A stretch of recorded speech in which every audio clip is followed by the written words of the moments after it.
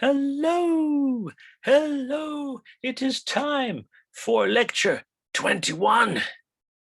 21, or if your screen is shifted, 21. Now, it's hard to know if that's lecture 12 or if your screen is flipped lecture 12, but we're going with 21. Tell you what, do it sideways. 21. Or the other way, 21.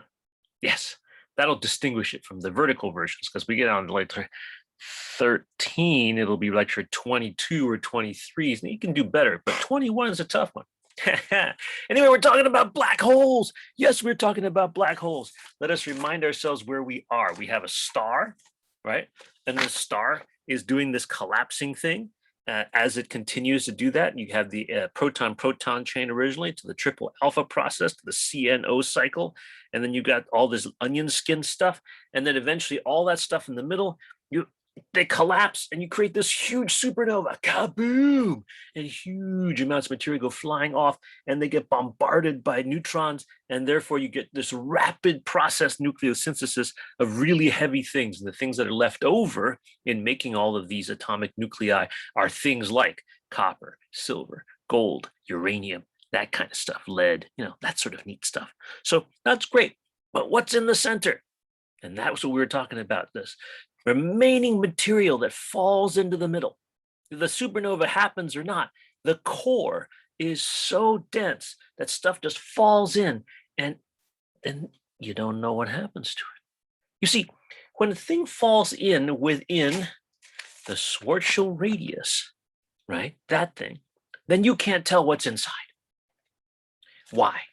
This 2gm over c squared has to do with the escape velocity of light, okay? What Carl Schwarzschild figured out in the late 1800s was that if you have an object that has a mass m, at this distance out, the escape velocity is the speed of light. That means that anything that moves faster than light can escape. Kind of like if you have a rocket that goes faster than the escape velocity of the Earth, then it can head out toward the moon or Mars or something like that. But the speed of light is the fastest that any object can move through space, right? Which means that this is a limit. We can't even get radio signals out. We can't get light beams out. If someone were inside the Schwarzschild radius, or standing at the Schwarzschild radius there of a black hole, and you try to shine a light beam out, it'll just fall back down. Shine a flashlight, it'll fall down. The same way that, like right now, if I throw a basketball up, it'll fall back down to Earth. The light beam will actually go up and land back down. Man, so you can't actually get any information out, right? So that's why when we were trying to figure out, remember the Planck time and the Planck mass and stuff like that, we were comparing this Schwarzschild radius to that, the Compton wavelength, because within this Schwarzschild radius regime here, we don't know anything about what's going on.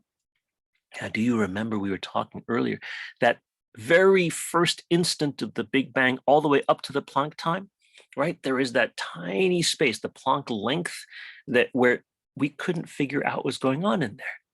In a sense, that Planck length, like 10 to the minus 35 meter, right? Which is basically the Schwarzschild radius of that where the Compton wavelength is the same, right? That's the Schwarzschild radius. We couldn't find out what's going on inside there. Now, millions or hundreds of millions of years after the Big Bang, we have a new type situation, which is like what the whole universe was back at that moment. But now it's happening in individual stars, and you're forming them on the inside. And there's black holes.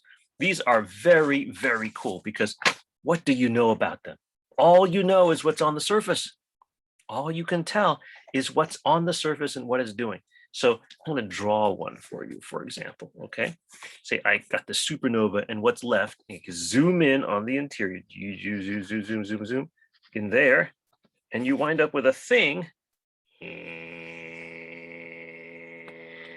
like an object, okay? I don't know what is inside the object. I do know that it has a radius of the Schwarzschild radius, R sub SCH. Right? The Schwarzschild radius, R sub SCH, and the mass is mass M. And remember what the RSCH is, 2gm over c squared. Now, the edge this part at the edge, right? We call that the event horizon, because what that means is that any events that happen at that point or within, we can't see. If you're inside that space, that's as far as you can see, right? The event horizon is at the radius, the Schwarzschild radius, and you can't get out. If you are on the surface, right, you can't get up past it. You can't shine a light beam off of it. You can't send a radio wave off. You certainly can't fly off in a spaceship. You can be kind of near it, not quite all the way in, but you're kind of near the surface. And that works out pretty well. So you have this event horizon circumstance, right? Whether you have this black hole, and then the Schwarzschild radius is out at the radius of that event horizon, all the way out to the tip there. But what's in the center? Right in the middle here, in this interior part, when we're looking at it from the outside of the event horizon, we have no idea what's there either. Theoretically, if you count mathematically, it's certainly possible that what happens is all that matter keeps falling into the middle, right? So you have all of the materials caught in a little tiny volume, maybe even a spot with zero volume. In that case, it would have infinite density. It would have a certain amount of mass. When infinite density is zero volume, again, the laws of physics don't work in that environment. We don't know. Never mind whether or not we can see what's in there, because it's in the event horizon. We don't even know what's going on there. The laws of physics are not working the way we expect them to everywhere else in the universe. Okay, that spot is known as a singularity. Okay, it's a singular spot in the universe where the laws of physics as we normally experience them do not hold. That is pretty cool. So the singularity in the middle of the black hole of mass m has a Schwarzschild radius of RSCH, right, which we have said before is 2gm/c². So let's take a few examples and try to figure out what the actual size of this thing is. Okay, so let's take an example. If I take a pen here and I write example, what about a black hole that's the mass of the Earth? How big is a black hole the mass of the Earth? What's the event horizon radius? What's the Schwarzschild radius of a black hole that has the mass of our entire Earth? It's a pretty big mass, right? So take all our mass and squish it together in such a way that you wind up with all inside the event horizon. So what is the SCH example? Size of Earth mass black hole. Now, Earth's mass is how much, everybody? It's 2? No. It's 4? No. It's 6 times 10 to the 24 kilograms, right? 6 trillion kilograms, or 6 billion trillion tons. That's a lot. And by the way, a lot of it is iron in the core in the middle, right? Therefore, a lot of our Earth, most of it, owes its existence in terms of its mass to supernovas and stars creating all these extra elements floating around, right? Interestingly, it's just a special kind of supernova, which we haven't even talked about yet. Supernova, I mean, there are actually 2 types, and which is really quite amazing. And then amongst those 2 types, there are other subtypes too. So it's some pretty amazing stuff. Wow, I wish I had so much time. Wish we had so much time talking about everything, but we don't. We only have so much time in this lecture, in this course. We have so much left to say. Can't wait to tell you about it someday, but we're not there yet. Okay, the size of an Earth mass black hole. All right, let's do the Schwarzschild radius, RSCH, equals 2 gm/c², right? So 2 times g, remember g is 6.67 times 10 to the minus 11 meters cubed per kilogram per second squared, times 10 to the minus 11 meters cubed per kilogram per second squared. Not going to put the units in there, but I'm going to keep track of them because I need to. Times the mass, which is, we said before, is 6 times 10 to the 24 kilograms, right? Divided by c², which is 9 times 10 to the 16 meters per second squared, like that, okay? And when all the units work out, when you use this value, right, and that value in kilograms, and that value in meters per second times meters per second, then your total answer should be in units of meters. All right, so how many meters is the Schwarzschild radius of the Earth at this point? Okay, I am not going to do this problem out for you right now because it will be part of your study guide, and you will do it similar to study guide. You won't figure out exactly how many Earth masses, but you'll figure out something similar to that. I will give you the answer.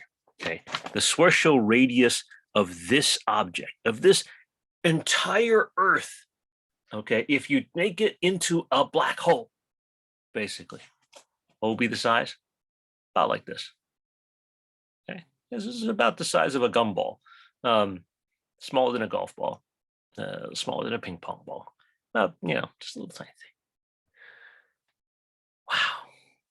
So basically, you have this thing that's like this big and containing all of the mass of the Earth. And what will happen is that if you are in that environment, you are in that radius, you can't get out. If you're a light beam, if you're anything like that, you just can't do it. It's not cool. But if you are outside of it, do you care? It doesn't really matter. If you're far, far away from it, like let's say you're millions of miles away from this black hole, which is this big, it's the mass of the Earth. Doesn't really matter. Why? Because its gravity at a distance is the same as its gravity when it was larger. In other words, from far away, it's just another gravitational source. It is not a vacuum cleaner. In other words, black holes don't suck. They do not suck you in like a big Hoover machine. That does not what a black hole does. Black hole is just a concentrated amount of mass in such a small volume within the Schwarzschild radius of a singularity, right? That you wind up not knowing what's inside. That's all. Now, what's interesting is that there are consequences around the edge, which we'll talk about in a moment. But the bottom line is that that black hole is not going to bother you if you don't bother it, okay? So black holes don't suck. If you fall in one, then that's your new home. You're not coming out. That's all there is. But just don't fall in one. You're okay.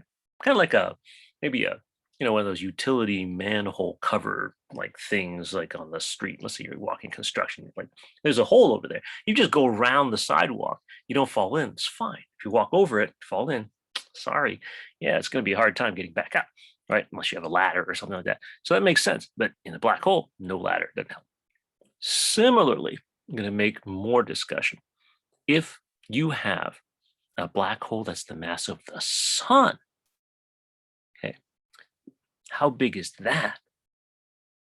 Once again, I'm not going to do the calculation, but you're going to do it, or some version thereof, right? It'd be the size of a sun mass black hole or a solar mass black hole. Why don't I just write that out a little bit so you can see it again? I just want, because you know how we've sort of written this out this way. I just want to let you see it so you can write it out this way. Maybe I'll give it a little bit more detail. Example, right? The Schwarzschild radius, the size of a sun mass black hole, or we call it solar mass black hole. And this time I'll put the units on, right? What is the Schwarzschild radius of this? R sub SCH. Again, 2 GM over C squared. This time I'll put the units on, just so you have a reference. 6.67 times 10 to the minus 11 meters cubed per kilogram per second squared, like that, right? 2 G, and then multiplied by M. What is the mass of the sun again, everybody? It's 2 times 10 to the 30 kilogram. like that. Okay, and then I'll divide that like that by the speed of light squared, which is 9 times 10 to the 16 meters squared per second squared, like that. Okay, and that, what I will do, because it's fun and perhaps instructional, I'm going to show you how the units cancel. See? So notice how the kilogram per kilograms down here, right?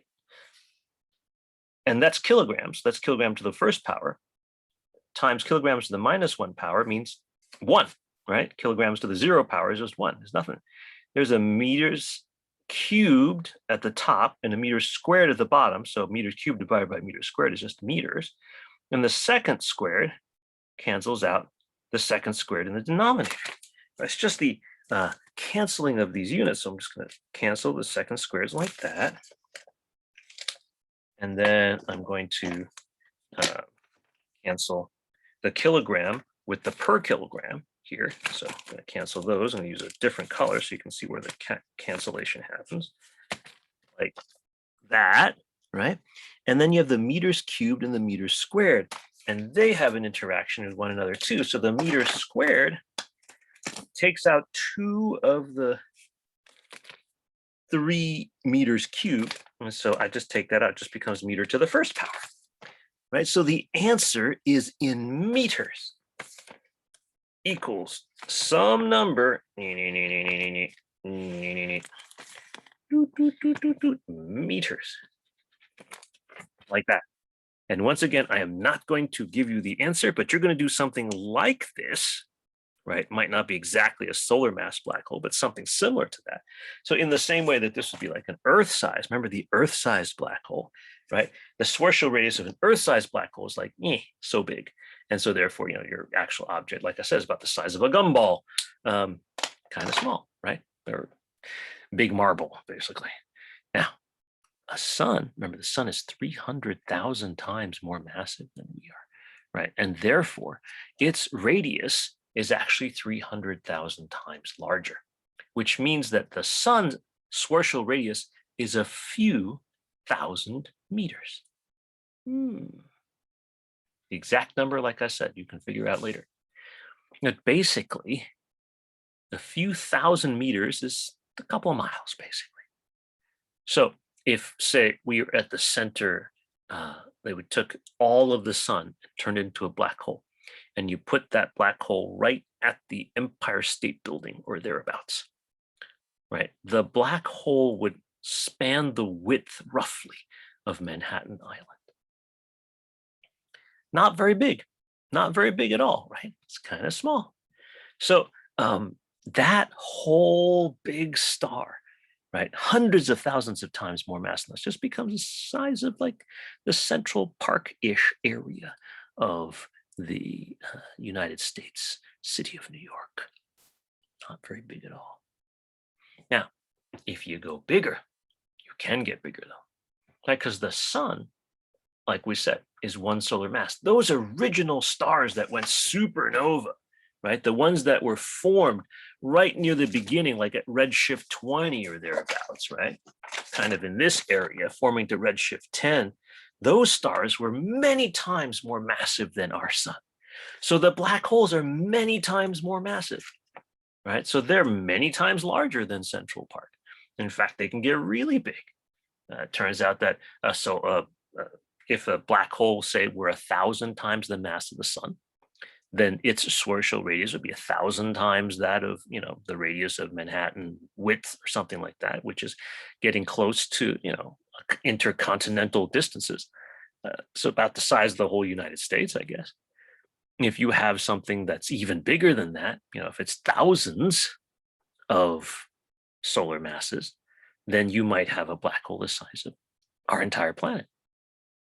And if you have a black hole that's even bigger, then it'll get increasingly larger. But again, we are so far away from all of these stars, okay? Any star, really. Remember, we are trillions of miles away from even the nearest star. So even if the thing is thousands of miles big, we wouldn't notice. From this distance, It poses no danger to us. We are unharmed. It'll be completely okay.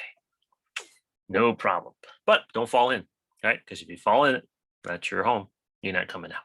That's the way it goes. Um, in fact, what's going to happen if you fall in? Like when you fall into a black hole, it's pretty amazing stuff.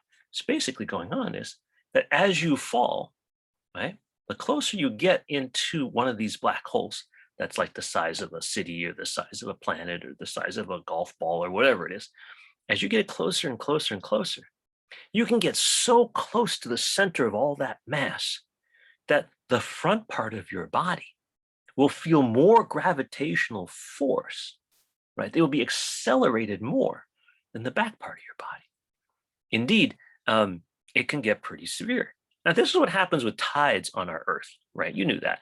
The reason, like, for example, there are tides that happen twice a day and things like that, is because when the moon is directly on the same side of the Earth as we are, then we experience a little bit more acceleration toward the moon than the people that are way behind us on the other side of the Earth.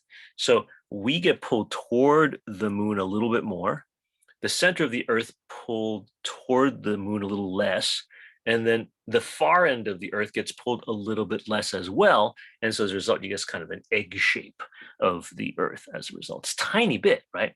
Remember this, for the moon and the Earth system, it's so small that you're pulling the tide like a few feet, whereas the diameter of the Earth is almost 10,000 miles, right? So you barely sense it, but it's there. But in this case, if you're falling toward a black hole like that, if I'm falling in like this, woo, like that, right? Falling in face first, the tip of my nose, as I get closer and closer to the event horizon, will actually be accelerated faster than the back of my head. Are you serious? In other words, I'm going to be stretched out, like maybe Pinocchio. Nah, just like my whole face will be like, my back will be, it'll be stretched, like some of those cool pictures that you might see somewhere. Yeah, basically, I would turn in slowly but surely into a stream of subatomic particles, and I go swirling into the black hole like water down a bathtub drain as I get stretched out by the situation. Some people call that spaghettification. Spaghettification is a term that was coined by an astronomer named Martin Rees, who actually got lordship. So he's Sir Martin Rees, as it turns out. He's a peer peer of the realm. So I think was knighted, I guess is what it is, Sir Martin Rees. Anyway, he said, yeah, let's call it spaghettification because that's what happens. It's kind of cool, right? So that's really pretty amazing. And what is the density of those black holes? Pretty dense, right? In fact, if you make a calculation, remember that the density of the Planck mass, right? In the Planck radius there, 10 to the minus 35 meter Planck length, the density there was 10 to the 97 kilograms per cubic meter. Yeah, so that's 10 million billion billion billion billion billion billion billion billion billion billion times more massive, more dense than water, than you and me, right? Pretty scary. I wouldn't be able to handle that. No. Now, as the black hole gets larger and more massive, the densities drop. But remember how you measure density, right? Density equals the mass divided by the volume. So later on, you're going to do some calculations about that too, the density and the mass and the volume of various things, which is kind of cool. But basically, the denser your object is, the more these tidal effects happen, right? But if you get big enough, the density drops. Turns out that if you get an object like a black hole that's like as big as our solar system or something, its average density is actually lower than that of water. So you don't actually get this kind of spaghettification effect, because in that case, the tidal effects at the tip of your nose and the back of your head actually are fine. There's not that much of a difference between them. But other cool stuff happens, because At the surface of a black hole, at that event horizon, right? Space and time are warped. Remember what general relativity is. It's the curvature of space-time, right? Gravity is the curvature of space-time, which makes it appear like there's an acceleration happening due to a force, but it's caused by curvature of space-time. General theory of relativity explains that space and time are all tied together. And if you have enough mass concentrating, you have that swirl radius happening right at the edge there, things falling in. They are falling at the same velocity as they would need to as they were escaping. This is kind of cool, right? Free falling objects out in space, when you're falling down, you're basically landing on the surface at the same speed as you would have needed to escape. So free fall from way, way, way far away, landing, you would be going about the same speed as it would take for you to escape from that location. So therefore, we were already that the escape velocity, the event horizon of a black hole is the speed of light. Therefore, objects are falling in at the speed of light also. Whoa. Wait, I think there was an equation about the speed of light somewhere, right? The energy of an object falling, right? E equals mc squared. So if you take your object and you get it to the speed of light, then it's become energy. Holy moly. If you drop an object, let's say I were being tossed from here to a black hole that's far, far away. Poof, I head that way and I go faster and I faster and faster. By the time I reach that event horizon, I have been converted completely into energy because I'm moving at the speed of light. Oh, wow. What a way to go. Whoosh. Right? It is super cool. Not only that, because there's this curvature of space-time, the way that time works as you get closer and closer to the black hole is such that time for me will be perceived, will slow down compared to time for you. So you're watching me going down, down, down, down, down, and you're listening to my like radio signals. Let's say, I'm singing something, I don't know, I'm just coming down here, I'm going down in this spacecraft, and maybe I'm cosmically inspired, and I don't know, pick a favorite song. If you want to run away with me, I know a galaxy and I can take you for a ride. Right? Okay, great. So I hear myself singing that, but as I get closer and closer to the black hole, you are going to hear me because you are seeing the time that I'm experiencing slow down. You'll actually hear me something like, if you want to run away with me, I know a galaxy and I can take you for, etc. In fact, by the time I reach the event horizon, I will have stopped. I will have stopped broadcasting because the wavelengths of light can no longer escape. I will have stopped traveling forward in time, and basically the black hole will grow to include me. My mass will become part of the black hole, and the Schwarzschild radius will increase by a little tiny bit because the Schwarzschild radius depends on the mass that's inside that black hole radius, and I will have become part of that. Pretty cool, right? I will have become energy completely, and time will stop for me, and all kinds of great stuff. It's amazing. It's super duper cool. I don't want to fall into a black hole, but if I had to, I would remember it. Wow, what a cool way to sort of experience the end of the time at that moment. And it is super interesting. Anyway, black holes are really, really wonderful, but I just described what happens when matter falls onto it, right? So what happens when matter falls onto it? It grows. Because as the mass increases, right? Remember, the Schwarzschild radius is 2gm over c squared. So the black hole's radius will keep growing if you keep adding mass to it. Wow. That's how black holes get bigger. So black holes start about the size of a big star, right? Many times the mass of the sun, but not like more than, say, thousands of times, maybe a few dozen times the mass of, maybe just a few times the mass of the sun, but above a certain threshold, right? But then what happens is, all that other material that's swirling around right now, right? Other stars or all that other material that's like slowly gathering.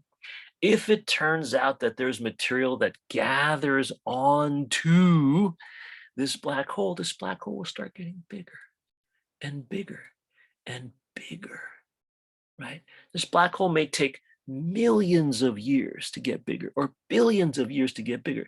But if it just swallows, if stuff falls onto it, remember, it won't suck stuff from outside, right? But if stuff falls onto it at the rate of like, you know, an Earth mass every year or something like that, right? Then it'll just get bigger and bigger and bigger. After 300,000 years or so, it'll have a whole solar mass extra in it, right? Because that's how much. And after 3 million years, it might be 10 times, right? And after 3 billion years, it might be 10,000 solar masses worth of material in there. So it's getting pretty big, right?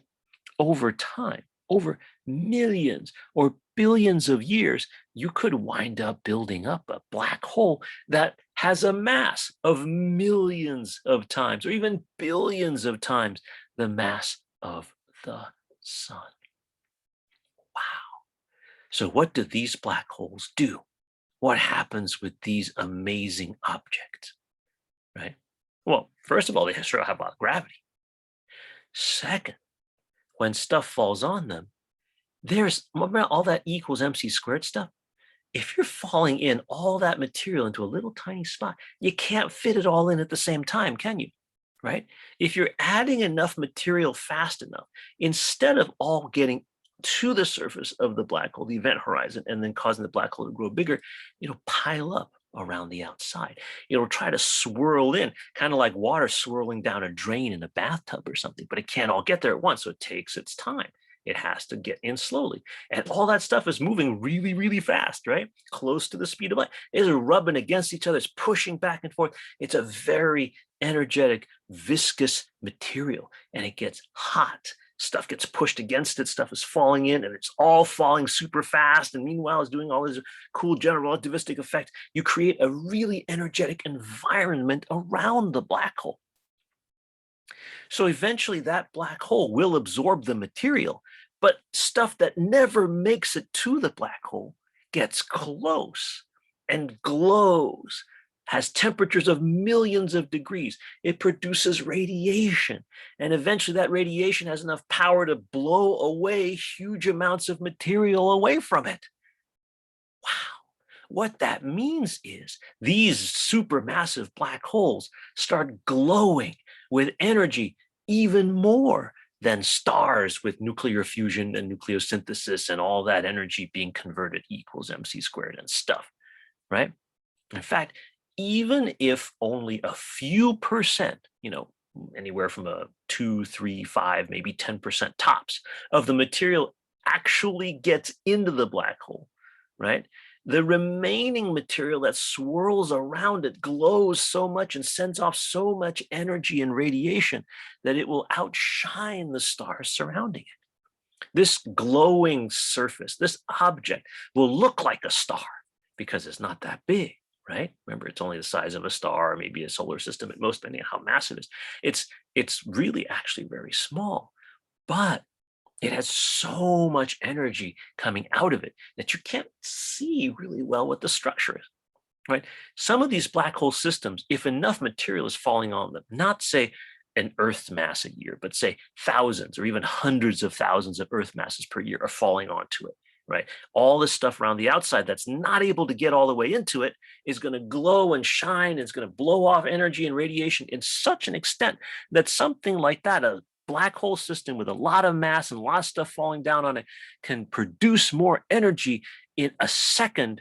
than a star like the sun can produce in 1,000,000 years. That, folks, is a pretty amazing, powerful thing, right? So it looks like a star, but it's not a star. It's a super powerful thing. It's a quasi-stellar object. Okay, quasi-stellar object. I'm going to write that down because that word is too cool not to write down.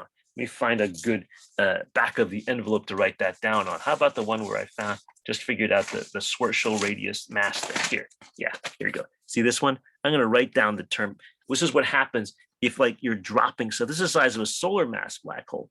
But what about masses other? So it's like for very massive black holes, right? Then you get other stuff with all that energy. For supermassive black holes, for supermassive black holes, you wind up getting quasi-stellar objects.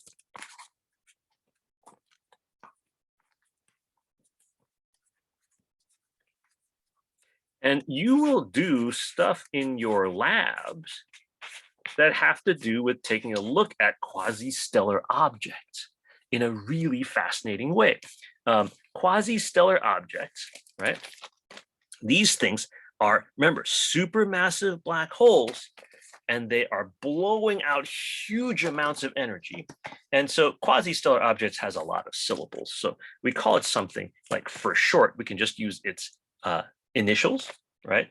Quasi-stellar object. So QSO, people will call them QSOs for short, like this, QSOs, or they'll create like a weird word out of it, which is also fine, quasars. Quasars.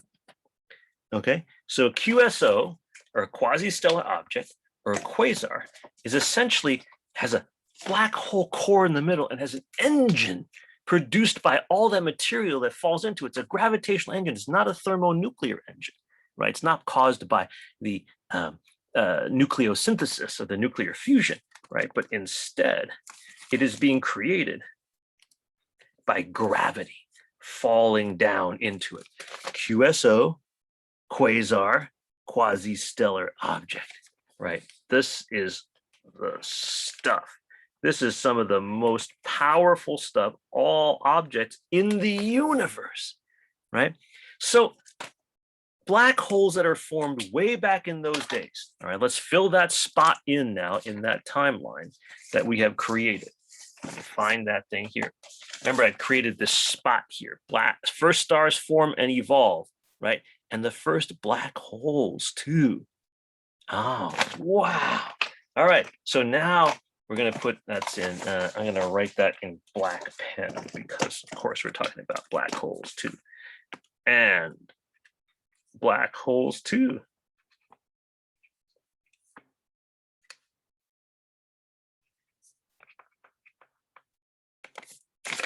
Black holes too. All right. In fact, I study black holes that happen. They don't were formed this early, but like they exist. And the black holes themselves formed a long times ago. But my research is talking about what happens when all that material falls into them and causes them to glow like quasars or QSOs. What happens after that ends? What happens if it runs out of fuel? And then that galaxy, the thing that the universe has surrounded that black hole with in terms of its mass. What's going on there? And that's where we're going to leave off. This is our last thing that we're going to talk about for today, this lecture, because as the black holes evolve and the stars form and evolve, and then there's all that, remember the hierarchical structure formation that's going on, eventually all that stuff is coming together, right? Large amounts of material starts coming in. And what happens is that all that gas, you got stars inside them, they're blasting out their energy. And then you get black holes forming as a result of stellar evolution, and they're gathering material and stuff is falling on them, and they're blasting out in their quasi-stellar object type things. And all that time, over hundreds of millions of years, starting around redshift 10, 11, or maybe even 9 or 8 or 7, I'm going to start putting that down here. What happens is you're building these agglomerations of matter. Now remember, there's also dark matter. Remember that dark matter we're talking about? For every pound of regular matter made up of standard model particles like protons and neutrons and electrons, there are several pounds of this cosmological dark matter that's made up of material that we don't know anything about yet. But we know that the gravity is there. So when you have enough dark matter combined with that baryonic matter, we call it, right? The protons and the neutrons and the electrons and things like that. And they glom together to have the equivalent of millions or billions of solar masses worth of material all together. That's when galaxies form and evolve.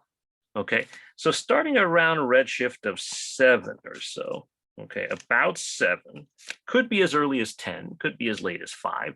The research is still working on it. So about redshift 7, which is about 1 billion years after the Big Bang, okay, about 1 billion years.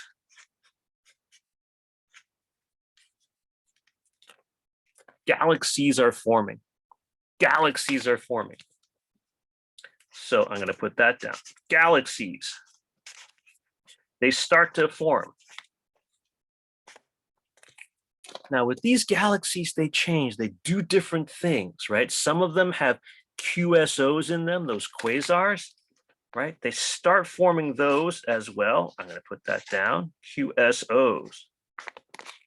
Quasars I would put, but you understand the QSO and a quasar are essentially the same thing. They are a little bit different. Quasar is a kind of QSO, some people think, but depending on how you write them, right? Quasars or QSOs, that's when they are rocking it, starting around redshift 7 to redshift 6 to 5 to 4 to 3, right? This is the period of time where you're building galaxies, and they have billions, sometimes even trillions of stars in them. They have small black holes. They usually have at least one really supermassive black hole. And that supermassive black hole, when it's getting a lot of material falling into it, then it's the center of the galaxy and it glows like a QSO. And it is actually acting as, it is a quasi-stellar object. It is a quasar during that time. And then when it stops, it fades away. The supermassive black hole is still there. Okay, but it's just not doing or producing any kind of extra stuff. And that's how galaxies happen and so forth. And so this is cool, right? This is, now we know black holes, they're a little bit weird, but they're not scary. They're actually a part of astronomy, a very important part of the evolution of the universe, as they're providing the energy and the gravitational impetus to produce all this cool stuff. And together the stars and the black holes and the dark matter combine to start forming galaxies. That's the basic constituent of all the matter in the universe, all that good stuff. And in the galaxies, stars are forming, stars are aging, stars are changing. It's all kinds of great stuff. It's amazing. Like galaxies are to the universe as, say, cells are to the human body. So when we're studying, like I was talking about my research, when we study galaxies, what we're doing is studying like the constituents of the universe itself. When we know how galaxies age, or how galaxies evolve, or how galaxies change, we are figuring out how the universe is changing, how the universe ages, how the universe evolves. It is really cool stuff. Okay, so I hope you've been doing your study guide. Okay, we haven't been, getting back to the study guide. We got some stuff to do. We got some math to do. We got some fun stuff. Remember, you want to calculate things like the Schwarzschild radiuses of objects, right? Yes, you want to study, we're going to do things about the densities of objects, and just think about how cool black holes are and what happens if you're going to fall into one, or what it does out to this object in the universe. Again, more energy in 1 second than our sun would produce in 1 million years. That's a typical output of one of these QSOs. Wow, these quasars are pretty awesome. Can't wait to tell you more about them and more about galaxies in the next lecture. If you have any questions, of course, you're welcome to ask me, ask your recitation instructor, ask your lab instructor. We're all here to help answer those questions and to help have you understand or appreciate to some extent how cool the universe is. We are getting to the brass tacks of us now. When we get to galaxies, then we're talking about the stars in the galaxies, our own galaxy and our own solar system and stars. We are this close to seeing all that great stuff. Okay, thank you so much. Talk to you again very soon. I really appreciate your time and your energy. See you at the next lecture. Thanks.